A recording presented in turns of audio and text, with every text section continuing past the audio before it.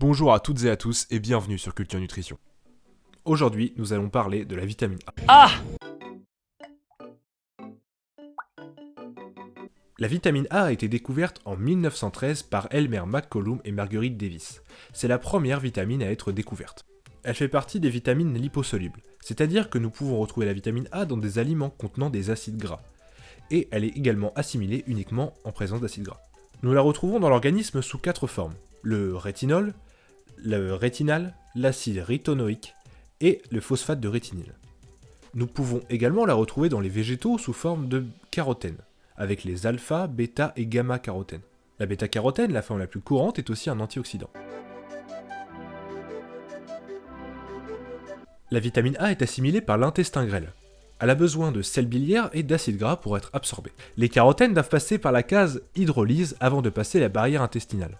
C'est-à-dire que les carotènes vont être en quelque sorte coupés pour qu'ils puissent être assimilés par l'organisme. Une fois dans le système sanguin, c'est la protéine transporteuse qui porte le doux joli nom de Retinol Binding Protein 4, soit la RBP4, qui s'occupe de faire le taxi comme un bon vieux VTC.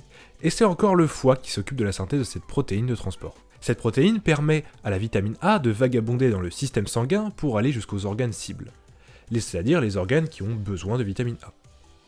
La protéine sert notamment à aller stocker la vitamine A dans le foie, dans les cellules stellaires.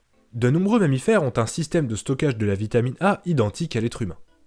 En effet, la consommation de 100 g de foie de veau peut permettre de couvrir jusqu'à 20 fois les besoins en vitamine A. La vitamine A est indispensable à la vision.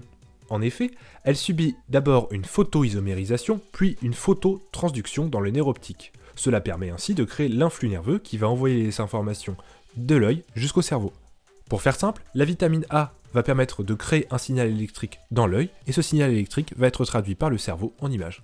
Nous pouvons également relever qu'elle tient un rôle important dans la croissance des enfants et dans la pigmentation de l'œil. La vitamine A sous sa forme de rétinol permet le renouvellement de la peau. De plus, la vitamine A sous sa forme d'acide rétinoïque permet la stimulation des cellules mélanocytes qui synthétisent la mélatonine. La mélatonine est une protéine qui permet de colorer la peau. C'est grâce à celle-ci que nous pouvons avoir ce panel si varié de couleurs chez l'être humain. La vitamine A possède également des effets antioxydants sous sa forme de provitamines, les carotènes. Les antioxydants permettent de lutter contre le stress oxydatif et le vieillissement des cellules. Les besoins quotidiens en vitamine A seront en moyenne entre 0,7 et 1 mg par jour. Pour une femme enceinte, il sera de minimum 0,8 mg et pour une femme allaitante, il sera d'environ 1,3 mg par jour. La rétinolémie, soit le taux de rétinol dans le sang, doit être compris environ entre 100 et 120 unités internationales par litre. On suspecte une carence en deçà de 70 unités par litre. Cependant, les analyses ne reflètent pas forcément une carence en vitamine A, car en effet, avec l'analyse de sang, nous ne pouvons pas déterminer la quantité de vitamine A stockée dans les cellules stellaires du foie, ou bien la quantité de vitamine A présente dans les organes cibles. Nous pouvons retrouver la vitamine A sous sa forme de rétinol ou de rétinal dans les produits d'origine animale, notamment dans les poissons, les viandes, les œufs, les fromages, beurre et autres. Pour les provitamines, les carotènes, nous pouvons les retrouver dans à peu près tous les légumes colorés, orange et vert foncé notamment. Nous pouvons citer la carotte, la patate douce, ou même encore les épinards, la blette et autres légumes à feuilles vertes. Vous couvrez vos besoins en vitamine A si vous consommez régulièrement des fruits et légumes colorés, si vous consommez des poissons gras, de la viande, des œufs et des matières grasses.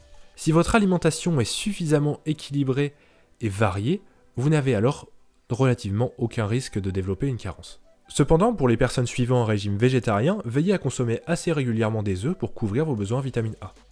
Pour les personnes suivant un régime végétalien, et pour combler les éventuels manques du régime végétarien, consommez régulièrement des fruits et légumes orange et vert foncé.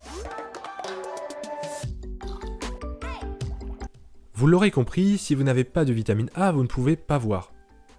Nous recensons plusieurs cas de cécité dus à des carences en vitamine A. Si vous avez des petites carences en vitamine A, vous aurez certainement des troubles de la vision de nuit. Des carences en vitamine A provoquent également une très forte baisse de la production de globules blancs. Les carences en vitamine A causent la mort de 1 à 2 millions de personnes par an, et 500 000 nouveaux cas de cécité chaque année. Mangez vos carottes.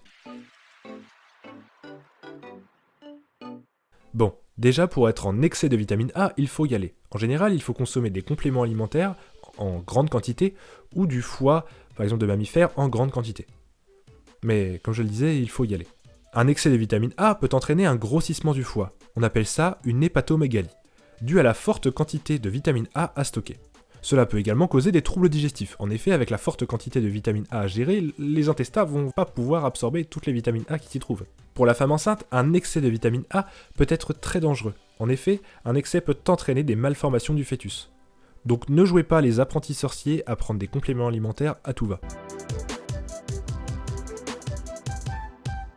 Les vitamines A sont altérées par l'oxygène et l'air. L'altération est accélérée par la lumière et la chaleur. Donc, pour la conservation des fruits et légumes, il est préférable de les stocker au réfrigérateur. La supplémentation en vitamine A ne semble pas intéressante dans les pays développés comme le nôtre. En effet, elle semble même dangereuse. Toutefois, veillez à consommer suffisamment de fruits et de légumes chaque jour. Veillez également à avoir une diversité alimentaire dans les protéines animales. Cela va permettre d'avoir différentes formes de vitamine A. La supplémentation peut évidemment être intéressante pour les personnes qui sont carencées, notamment dans les pays défavorisés. La supplémentation semble également dangereuse pour les fumeurs, car elle pourrait augmenter le risque de développer une tumeur. La supplémentation est également inutile pour les personnes ayant des problèmes d'acné ou prenant des produits pour l'acné, car la vitamine A en forte quantité va provoquer un assèchement de la peau. Donc ne prenez pas de vitamine A en complémentation sans avis médical. Pour résumer, il existe deux grandes formes de vitamine A, le rétinol et le rétinal, qui sont des formes directement disponibles et que l'on trouve dans les viandes, poissons, œufs et matières grasses. Nous avons également les provitamines A, les carotènes, que nous retrouvons dans les fruits et légumes. Les carotènes ont besoin d'une hydrolyse par les caroténases pour pouvoir être assimilés par l'organisme. Nos besoins sont globalement couverts par une alimentation équilibrée et variée. Nous avons besoin de stocker les aliments au frais pour éviter la dégradation des vitamines A. La supplémentation en vitamine A semble totalement inintéressante, voire même dangereuse. J'espère que la vidéo vous aura plu, n'hésitez pas à vous abonner pour voir les prochaines vidéos, à commenter, aimer et partager si elle vous a plu. Salut tout le monde.